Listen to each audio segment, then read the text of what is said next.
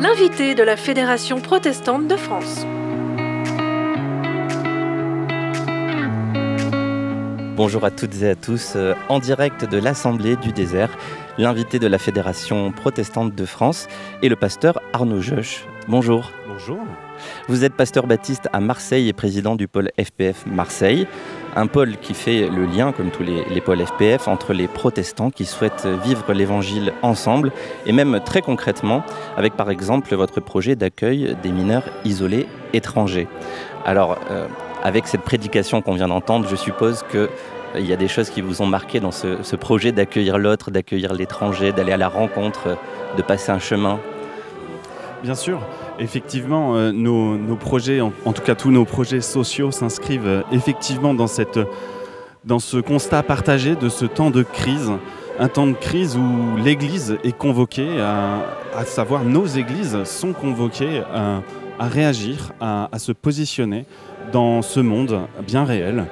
Et probablement aussi que notre place, notre unité, certes avec nos spécificités de toutes nos unions d'église, c'est vrai que les protestants sont une nébuleuse parfois un peu floue et difficile à cerner, mais l'intérêt précisément d'un pôle FPF, d'être reconnu comme Fédération protestante de France, c'est cette unité qu'on peut dégager avec nos spécificités de chacun. Oui, justement, la spécificité de ce projet d'accueil de mineurs isolés étrangers, c'est qu'elle n'est pas portée par une église, une dénomination, mais elle est portée par ce pôle FPF Marseille qui comprend en fait différentes églises. Est-ce que vous pouvez nous en dire deux mots ? Alors, je peux effectivement parler. Donc, notre pôle, en fait, est un pôle local. Donc, c'est la déclinaison, l'incarnation locale de la Fédération protestante de France. Et voilà, comment elle vit à Marseille. Eh bien, c'est notre communion des églises marseillaises. Alors, il y a une dizaine d'unions différentes. Mais tous, nous pouvons travailler ensemble à ce que nous pouvons faire ensemble. Et c'est vrai que nous avons été convoqués très concrètement par un appel à l'aide d'ailleurs du département sur la question des mineurs non accompagnés, et il a fallu répondre ensemble. Et on précise aussi que depuis plusieurs années, la Fédération protestante de France s'engage pour renforcer le lien entre protestants et les pôles en région, avec notamment le pasteur Thierry André, chargé de mission lien fédératif. Et puis, il faut noter au passage la récente création du pôle Cévennes et du pôle Alès, puisque nous sommes chez eux, ici, à Mialet, en direct de l'Assemblée du désert. Arnaud, vous avez la particularité avec ce pôle FPF d'avoir reçu le statut d'accueil pour ces mineurs isolés étrangers dans des familles volontaires. Alors ça résonne évidemment avec les 150 ans de la mission populaire évangélique, le christianisme social. Est-ce que vous pouvez nous en dire un peu plus sur tout cela et puis peut-être nous rappeler les étapes clés de ce projet ? Alors effectivement, il y a eu dans notre département, donc des Bouches-du-Rhône, la création d'un statut de famille bénévole accompagnante avec un suivi de l'enfant assuré par une maison de l'enfance à caractère d'aide sociale. Voilà, donc c'est encadré par des associations professionnelles, mais ça permet de s'appuyer sur des bénévoles qui vont être dédommagés financièrement, mais qui ne sont pas professionnels de l'enfance, et ça, c'est une nouveauté. Et alors, ça n'a pas été une recherche de votre part, mais on est venu vous chercher par contre. C'est ça. En 2017, le département a fait des appels d'offres, et en particulier s'est tourné vers les églises, alors de manière œcuménique pour le coup, et nous avons été mis au défi de répondre à ce besoin, un besoin. Ça a été bien accepté ? Alors, on a dû en parler en pastoral, justement. On se rencontre entre pasteurs très régulièrement, et on s'est posé la question, mais qu'est-ce qu'on peut répondre ? Alors, on avait une position, en fait, on a choisi de prendre une position très pragmatique. Il y avait beaucoup de militance aussi dans tout ça. On s'est soucié beaucoup à ce que le département ne se décharge pas, en quelque sorte, du problème, ne jette pas, ne nous donne pas le bébé, précisément. Et du coup, nous avons été vigilants à ça, mais nous avons répondu de manière pragmatique. Ce dont nous avons besoin, comment nous pouvons faire les choses.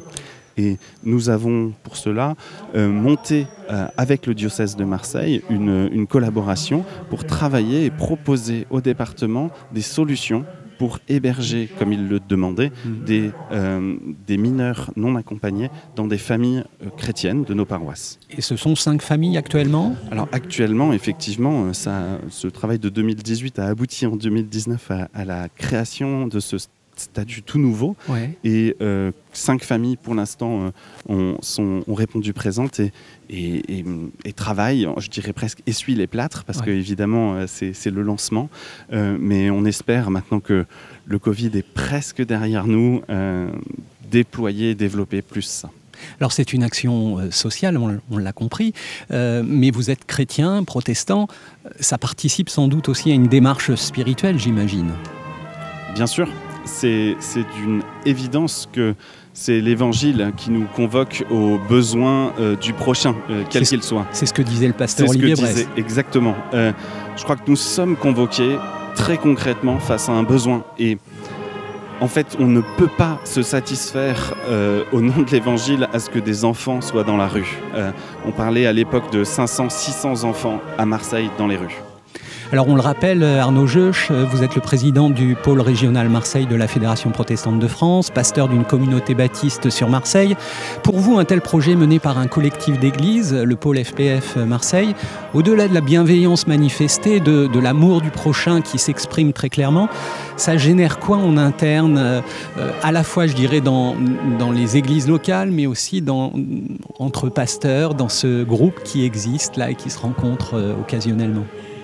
Alors déjà, je dirais que la première des choses, c'est beau de voir que l'on peut faire ensemble ce qui nous dépasserait les uns et les autres pris seuls. C'est complètement, toute cette structure, toutes ces réflexions sont complètement au-dessus des capacités d'une ou de l'autre de nos églises. Par contre, le collectif permet de développer des moyens. Ensuite, ça permet de vivre cette unité réelle et concrète de nos églises. Ce que nous pouvons faire ensemble, nous le faisons ensemble. Et je pense que là, c'est un vrai témoignage d'unité dans notre diversité, mais d'unité concrète.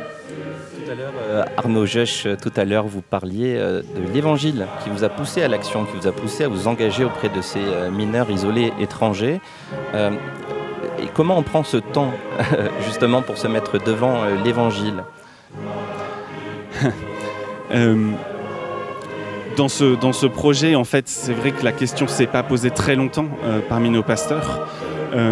C'est plus effectivement dans le concret, dans la manière de mettre les choses en place que ça a été... en fait, on a mandaté des gens parmi nous, parmi notre pastoral, parmi le pôle FPF aussi, dans le comité du pôle FPF, des personnes compétentes pour s'occuper des détails et pour tenir les bons engagements de manière pragmatique.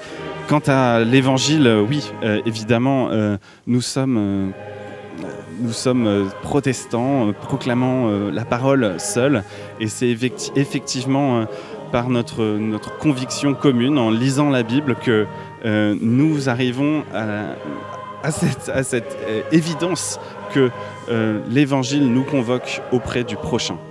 Et c'est pour cette raison, parce que la lecture de la Bible ensemble peut amener à de belles actions solidaires et peut changer notre monde, que la Fédération protestante de France en 2022 lance ce projet « Oser lire la Bible ensemble ». Alors il y a un temps pour l'action et il y a un temps pour écouter, pour parler. C'est important d'avoir les deux, d'avoir cet équilibre. Oui, bien sûr. L'un est le fondement de l'autre et je crois que l'écoute est le fondement de l'action, l'écoute de notre Dieu dans sa parole et le fondement de notre action. C'est aussi dans l'action que parfois on réévalue notre lecture, qu'on ouvre nos yeux, parfois qu'on fait tomber ce qui nous bloque, ce qui casse notre vision, qu'on perd nos écailles de nos yeux. Donc les deux sont l'un avec l'autre. Ce que j'aime beaucoup aussi dans ce thème, c'est le « osons lire la Bible ensemble ». Il y a ce « osons ». Et c'est vrai que parfois, nous n'avons pas les mêmes lectures parce que venant de traditions différentes, d'écoles théologiques différentes, d'unions d'églises différentes, parfois voilà, il y a presque un risque, pense-t-on, à lire la Bible avec l'autre. Et je crois que bien au contraire, c'est éclairant de pouvoir confronter parfois, mais aussi s'éclairer de regards différents sur la Bible. Et donc, oui, lire la Bible ensemble, c'est un beau programme. C'est un programme qu'on a décidé de mettre en œuvre dans l'année qui vient, en suivant les recommandations de notre fédération nationale. Mais voilà, nous voulons aussi le vivre à Marseille. Nous sommes enthousiastes, la pastorale locale en tout cas, donc le regroupement des pasteurs sont très enthousiastes à l'idée de proposer des projets pour l'année qui vient pour lire la Bible ensemble, en dehors de nos dénominations. Tout à l'heure, vous parliez écouter notre Dieu dans sa parole, des mots peut-être un petit peu codés. Concrètement, c'est lire le texte biblique, se mettre à cette écoute, c'est ça que vous voulez dire? Absolument, c'est totalement ça. Chercher dans ce texte qui a, comme ça a été dit pendant le culte, dans ce texte qui a été écrit il y a bien longtemps, quelque chose qui est de l'éternité, qui est d'un Dieu qui se révèle à ses créatures et qui veut leur salut. Une occasion de dire aussi que lire la Bible ensemble, on le fait en fait maintenant tous les dimanches matins dans Solae, le rendez-vous protestant, puisque c'est le fil rouge, le rendez-vous avec la parole, avec un texte qui est lu. Donc voilà, c'est pour ceux qui ont envie de lire la Bible ensemble, écoutez Solae sur France Culture. Cette petite discussion nous permet bien de comprendre l'attachement des chrétiens et des protestants en particulier à ce texte biblique. Tout à fait. C'est pas le plaisir de s'isoler, le plaisir d'être dans son coin avec un texte, de méditer, de se retirer du monde, mais bien de se mettre en action. Voilà. Absolument. Merci beaucoup Arnaud Joche, pasteur baptiste et président du pôle FPF Marseille, et merci Jean-Luc Gadreau pour ce temps d'interview en direct de l'Assemblée du désert à Mialet. Merci Benjamin Bories. On peut vous retrouver dans l'invité de la FPF toutes les 2 semaines, le mercredi sur protestantaupluriel.org et sur les applications de podcast. Quant à vous Arnaud, on vous souhaite bien sûr de pouvoir mener à bien tous ces beaux projets avec le pôle FPF Marseille. L'invité de la Fédération protestante de France.